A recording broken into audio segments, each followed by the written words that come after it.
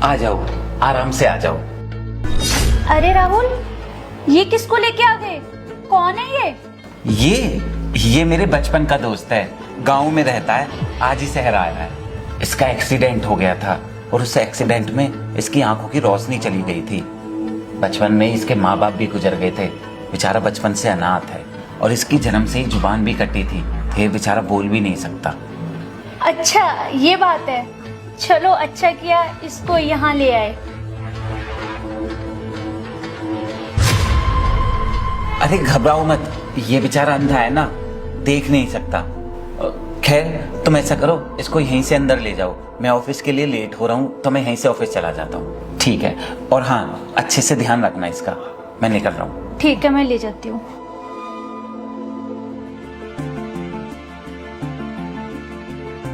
यहाँ बैठ जाइए।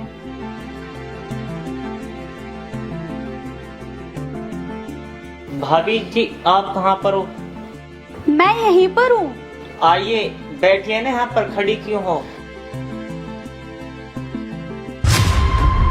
अरे आप तो अभी वहाँ पर थे, यहाँ कैसे आ गए? भाभी जी मुझे लगा आप इधर बैठेंगी इसलिए मैं इधर हो गया। आप इधर बैठ जाओ, मैं इधर हो जाता हूँ। सॉरी, मुझे माफ करना भाभी जी। इट्स ओके, कोई बात नहीं। भाभी मैंने सुना है भैया से आप बहुत प्यार करती हो और उनकी देखभाल भी बहुत करती हो। अरे पति है वो मेरे, अगर मैं उनकी सेवा नहीं करूंगी तो कौन करेगा?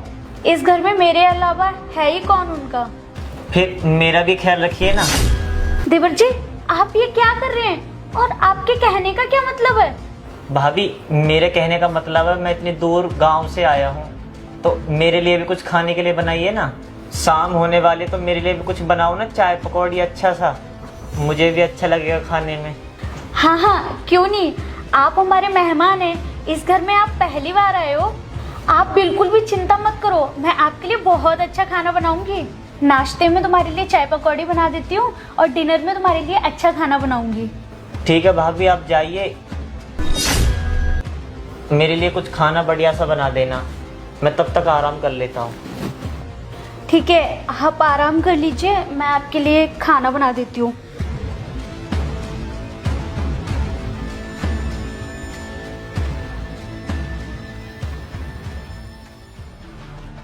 कैसी हो मेरी जान? मैं तो बहुत अच्छी हूँ, तुम कैसे हो? मैं भी एकदम बढ़िया हूँ। अरे ये कौन है? तुमने तो बोला था कि घर पे कोई भी नहीं है। अरे ये राहुल का बचपन का दोस्त है, तुम घबराओ मत। अंधा है, इसको कुछ भी दिखाई नहीं देता। अच्छा अंधा है, चलो ये तो बहुत अच्छा हुआ, इसे कुछ दिखेगा ही नहीं। चलो हम चलते हैं।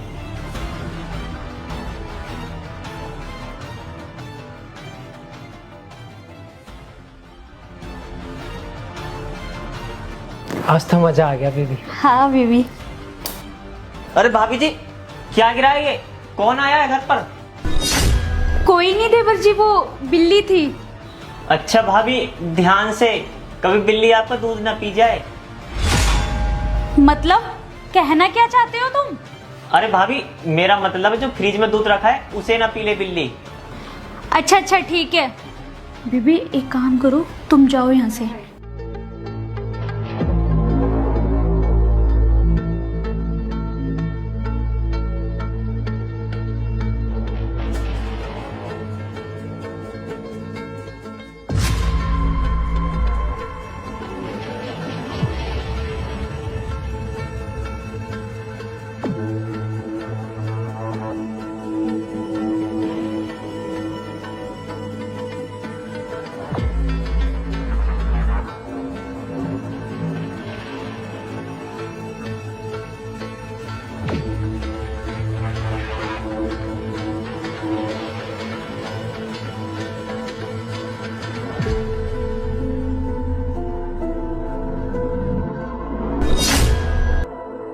देवरजीत तुम यहाँ क्या कर रहे हो? वही तो कर रहा हूँ भाभी जो मुझे करना चाहिए। क्या मतलब? देखो भाभी ज्यादा सीधा बनने की कोशिश मत करो, मुझे सब पता है। आप कैसी बातें कर रहे हो, मुझे कुछ समझ में नहीं आ रहा। भाभी ज्यादा सीधा बनने का नाटक मत करो, जो सब तुम उस लड़के के साथ कर रही थी ना वो सब मेरे साथ भी करो। तुम कहना क्या चाहते हो, साफ साफ बोलो ना। भाभी मैं बताता हूँ आपको, मैं कोई अंधा बंदा नहीं हूँ। इसका मतलब तुम अंधे नहीं हो। भाभी जी मैं तो बस इतना ही चाहता हूँ, जो आप अपने बॉयफ्रेंड के साथ करती हो ना, बम डिगी डिगी बम, वो मेरे साथ भी करो। लेकिन तुमने अंधे होने का नाटक क्यों किया, मेरे पति से झूठ क्यों बोला?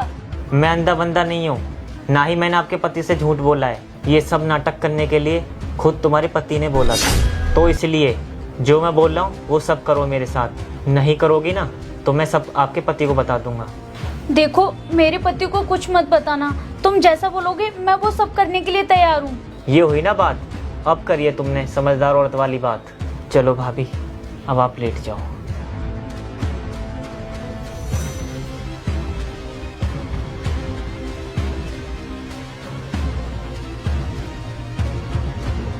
रुको।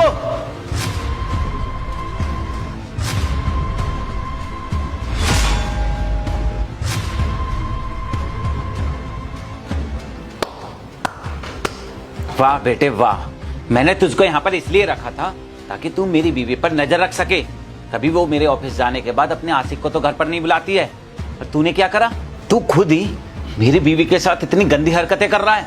तुझे शर्म नहीं आई? तू मेरा दोस्त है, बचपन का दोस्त, मैं तुझे अपना दोस्त नहीं भाई मानता हूँ, और तू मेरी ही बीवी के साथ इतनी गंदी हरकत कर रहा है। मुझे तुझसे ये उम्मीद कतई नहीं थी यार, कितना भरोसा करता था मैं तुझ पर।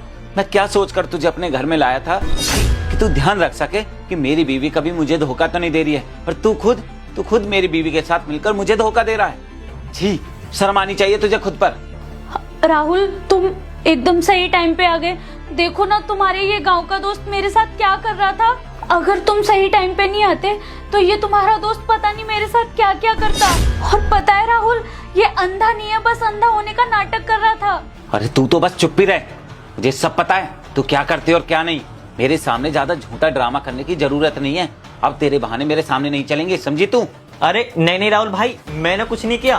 तेरी ये बीवी तुझसे झूठ बोल रही है, तू तो जानता है ना मैंने ये सब तेरे कहने पर किया है। अब देख तेरे सामने कितनी सीधी बनकर दिखा रही है, वैसे ये एक नंबर की छिनाल है।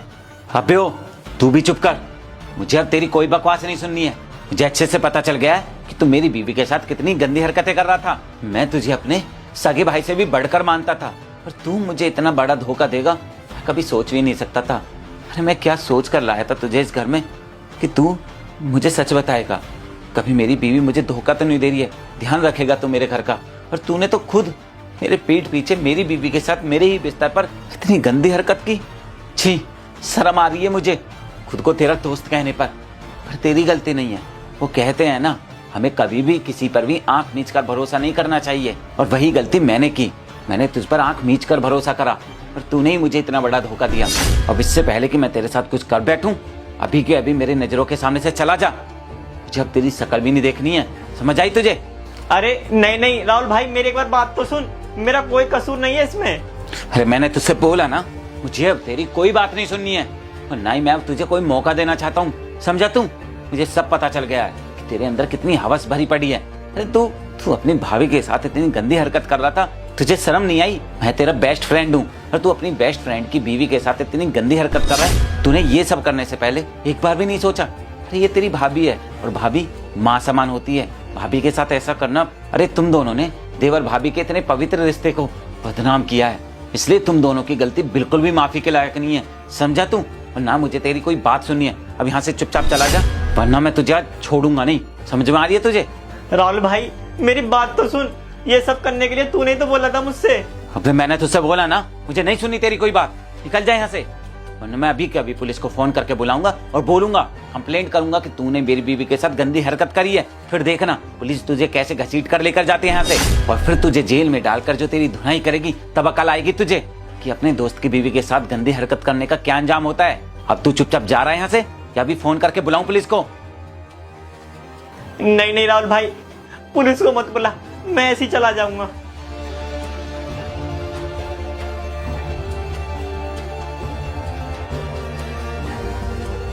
राहुल मैं सच बोल रही हूँ, ये तुम्हारा दोस्त है ना, मेरे साथ बदतमीजी करने की कोशिश कर रहा था। मैं सच बोल रही हूँ, इसमें मेरा कोई कसूर नहीं है। अरे बच कर बेहया, तुझे जरा सी भी शर्म नहीं आ रही?